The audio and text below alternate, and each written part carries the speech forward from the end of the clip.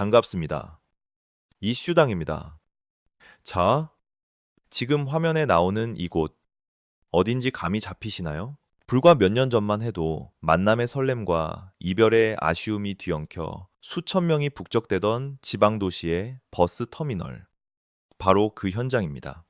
기억나시죠? 명절 귀향표 한 장 구하겠다고 밤샘 노숙도 마다하지 않았고, 간신히 표를 손에 쥐면 마치 로또라도 당첨된 양 세상을 다 가진 듯 행복해했던 그 시절 말입니다. 포장마차에서 피어오르던 뜨끈한 우동김, 매캐한 버스 매연 냄새, 그리고 사람들의 왁자지껄한 소음까지. 하지만 지금은 어떤가요? 그 펄떡이던 생명력은 온데간데 없고 숨 막히는 정적만 흐릅니다.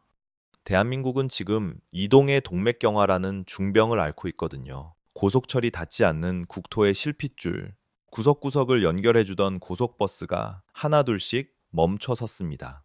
시스템의 붕괴, 아니 이미 무너져 내린 잔해를 보고 있는 건지도 모릅니다. 그래서 오늘은 2024년부터 균열이 시작돼 2026년 현재 정점을 찍은 이 거대한 몰락의 서사를 제대로 한번 짚어보려 합니다. 단순 불황이나 인구 감소 탓이 아닙니다. 기형적인 구조, 우리가 애써 외면했던 불편한 진실, 그리고 이제 고향 갈 길도 막혔다는 서민들의 체념 섞인 목소리까지 들여다보겠습니다. 한강의 기적을 실어 나르던 고속버스라는 바퀴가 도대체 왜 멈출 수밖에 없었는지, 오늘 이슈당에서 그 처참한 기록을 낱낱이 파헤쳐 드립니다. 이 비극적인 결말을 이해하려면 가장 화려하게 빛나던 시절을 먼저 복귀해 봐야겠죠. 시계 태엽을 반세기 전 1970년대로 감아 보겠습니다. 한국 교통사에서 가장 혁명적인 순간, 무엇이 떠오르시나요? 맞습니다. 바로 경부고속도로 개통입니다. 1970년 7월 7일, 서울에서 부산까지 428km가 뻥 뚫리던 그날, 대한민국은 전국 일일 생활권이라는 마법에 걸렸습니다. 그전까진 서울에서 부산 한번 가려면 꼬박 15시간, 반나절 이상을 길에 버려야 했으니까요. 비포장도로 흙먼지는 기본이고 차 퍼지면 길바닥 노숙이 다반사였는데, 그게 단 5시간으로 단축된 겁니다. 당시 신문 헤드라인 기억나시나요? 아침은 서울에서, 점심은 부산에서. 단순한 시간 단축이 아니라 삶의 패턴이 송두리째 바뀐 천지개벽이었죠. 그리고 그 아스팔트 위의 제왕은 단연 고속버스였습니다. 그 시절 고속버스 회사 사장님이라 하면 지금의 최첨단 IT 기업 의장급 위상이었습니다.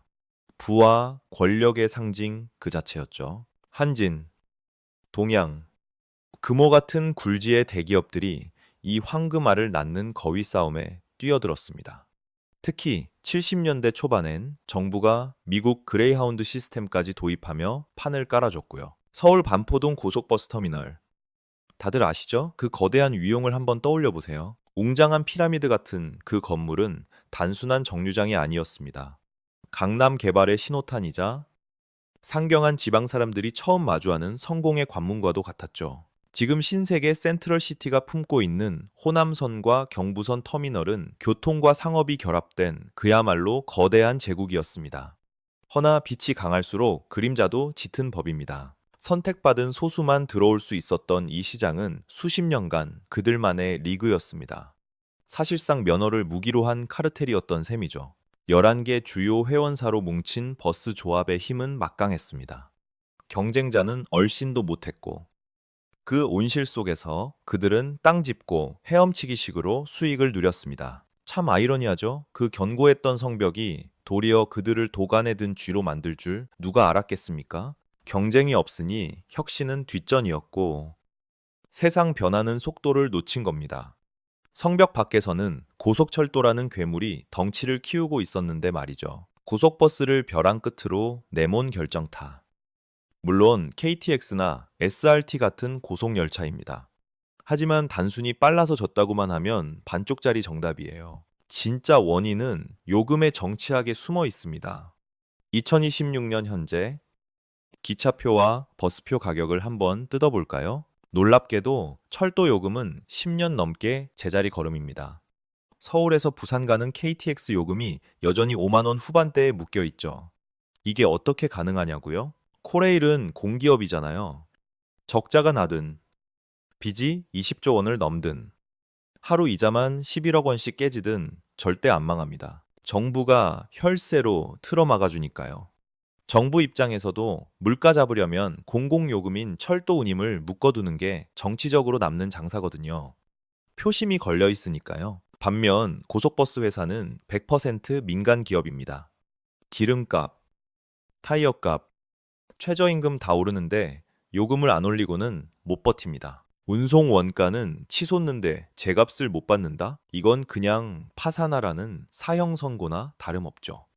여기서 구조적 모순이 폭발합니다. 업계 관계자가 피를 토하며 한 말이 잊히질 않습니다. 철도는 세금이라는 산소호흡기 달고 버티는데 우리는 맨몸으로 물가 폭탄 맞으며 싸워야 한다고요. 애초에 승산이 없는 게임이었습니다. 서울 부산 기준 KTX는 2시간 반이면 가는데 버스는 4시간 넘게 걸리죠. 그런데 가격 차이는 고작 커피 2잔 값 8,000원 남짓입니다. 심지어 KTX가 할인이라도 하면 버스보다 더 쌀 때도 있어요. 여러분이라면 뭘 타시겠습니까? 소비자는 냉정합니다. 시간은 2배나 더 걸리는데 가격 메리트가 없다면 그 상품은 시장에서 퇴출당하는 게 순리죠. OECD 주요 국가들과 비교해봐도 한국 철도 요금은 기형적으로 쌉니다. 일본 신칸센이나 프랑스 테제베의 절반 수준에 불과하니까요. 이 기울어진 운동장에서 우등버스니 프리미엄 버스니 하며 고급화 전략으로 발버둥 쳐봤지만 가격 경쟁력을 잃은 순간 승부는 이미 끝난 상태였습니다. 철도가 역대 최다 승객을 찍으며 호황을 누릴 때 고속버스는 승객이 반토막 나며 제로섬 게임의 패배자가 된 겁니다. 경영난이 닥치자 가장 약한 고리부터 끊어졌습니다. 바로 터미널의 붕괴입니다. 2023년 새해 벽두부터 인구 92만 대도시 성남에서 믿기 힘든 사태가 벌어졌습니다. 하루 평균 버스 266대가 드나들던 성남 종합버스터미널이 더는 못 해먹겠다며 폐업을 선언해버린 겁니다. 현장은 아수라장이었죠. 30년 넘게 이용했는데 이게 무슨 날벼락이냐며 시민들이 아우성쳤습니다. 터미널 문은 굳게 잠겼고 사람들은 길거리 임시 정류장에서 오들오들 떨며 버스를 기다려야 했습니다. 화장실도 대합실도 없는 도로변에서 키오스크 사용법을 몰라 발을 동동 구르시던 70대 노부부의 뒷모습. 그게 바로 대한민국 교통복지의 현주소였습니다. 이건 서막에 불과했죠. 서울 상봉 터미널이 40년 역사를 뒤로하고 철거됐고 고양, 화정, 경북 의성, 청송, 남원, 익산 등 전국 곳곳의 터미널이 도미노처럼 쓰러졌습니다. 2024년 말 기준 사라진 터미널만 30곳이 넘습니다. 더 끔찍한 건 좀비 터미널입니다. 서류상으론 존재하는데 버스가 끊겨 폐가나 다름없이 방치된 곳이 수두룩합니다. 매표 수익을 까보면 상황은 더 참담합니다. 인천공항이 1년에 수백억을 쓸어 담을 때 강원도 어느 시골 터미널의 1년 성적표는 고작 4만 원이었습니다. 하루 일당도 아니고 1년 수익이 4만 원이라니 이게 유지가 될 리 없죠. 결국 문 닫는 수순 말고는 뾰족한 수가 없는 겁니다. 터미널 폐업은 단순히 건물 철거가 아닙니다. 해당 지역의 완전한 고립을 의미하죠.